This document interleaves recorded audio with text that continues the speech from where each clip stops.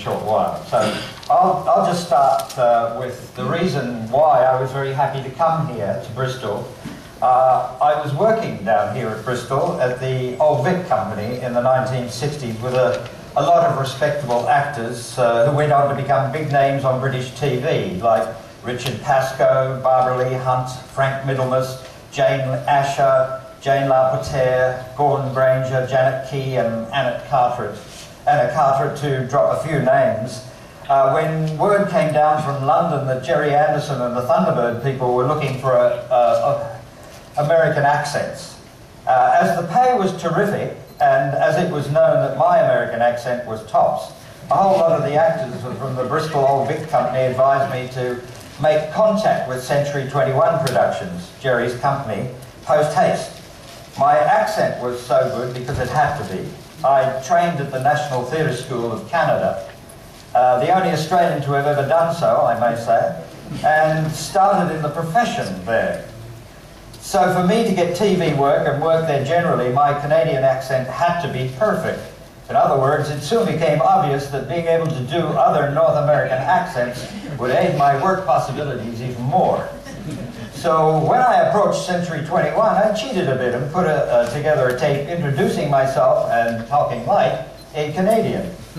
I also did a whole lot of American accents and a few other exotics like West Indian, African, Scots, and as an afterthought, Australian. And sent it to Jerry Anderson in London. He later told me I got the job, first on the movie Thunderbird 6, then on their new series Captain Scarlet and the Mistrons, mainly because he was amazed to hear a Canadian of all people doing such a terrific Australian accent. I really had no idea who or what the Century 21 people and their puppet series were about. It was only after I was one of the team that I realised just what a big success they were, both in England and later in the United States. Jerry had invented supermarionation, which I'm sure you all know about, and even more important, he was the first to have a video monitor that worked off the camera's lens, so he could see what a take was like straight away on replay. That meant he only printed the takes which he felt worked, thus saving on processing, film stock, blah, blah, blah. The sound and model people were also doing amazing things with their puppets out there in the tiny studios they had in the London suburb of Slough. Many of the special effects people that Jerry trained and encouraged were snatched away by the Americans, first by Stanley Kubrick for 2001, and then later on, the people who did Star Wars. First in England, then in LA. A lot of voice people got good work because of Jerry. He was wonderfully loyal to us regulars. Of course, we had to be very flexible too, although there was a stable of roughly 8 to 10 people on a regular basis. They had to play all sorts of extra characters as well. We worked out one day that we'd done 56 different characters between us in the 3 supermarionation series, Captain Scarlet and the Mistrons, Joe 90 and the Secret Service. Some memories from that time were working in a studio very near Covent Garden Market, which was at that time still working as a bulk vegetable market for London. Most of the trolleys of that market used solid metal wheels, which used to rumble on the pavement. So more often than not, we'd find ourselves pausing to let the trolley pass, and then going on with the drama. It was there too that we tried out Jerry's famous quiet paper. It was a normal script printed onto what seemed like blotting paper. As with a radio drama script, we used to read a page we were on and then slid it under the script. It was that noise that they were trying to get rid of. But the blotting paper was hell. It didn't want to move or slide at all. So the racket of us trying to turn the bloody page was worse than what they were trying to get rid of. So Jerry decided to forget it. We worked in many studios, but the 2 most impressive were the one in Portland Place near the BBC and the big hangar-like film studio out at Denham. The latter was my favourite. It was where we shot Thunderbird 6, which, as I said, was my first job with Century 21. After a lot of fun on the movie and 2 TV series, I finally had my big chance and was chosen to be co-lead with Stanley Unwin in the next series.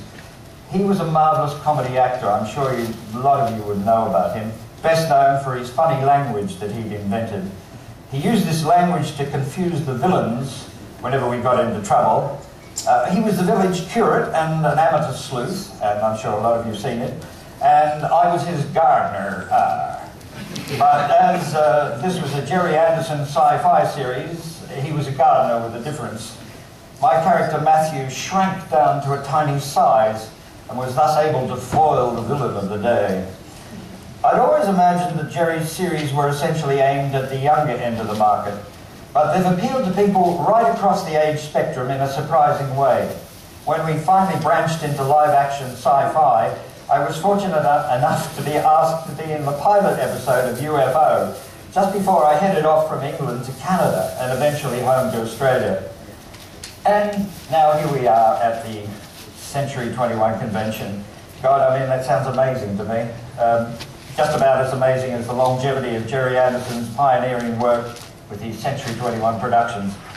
Although a company with a name like that should cause no surprise when their product is still going strong right now in this era of their namesake, 40 odd years later. So finally, I hope that you get as much enjoyment out of this convention as I did working with Jerry and the terrific team involved with the Super Mario Nation series. A wonderful, talented team which contained the likes of Dave Lane, Stanley Unwin, Keith Alexander, David Healy, Shane Rimmer, and Jeremy Wilkin, and Bud Tingwall, a great mate of mine, to name a few. As for me, I'll be roughing it on those beautiful beaches in an Australian summer when I get back, trying to make ends meet. And by the way, to keep those who employ me happy, would you please watch out for Dog Star 2? It's on the BBC, and it's the second in a series in which I play a mad scientist and inventor called Raymond Ridley. Thank you.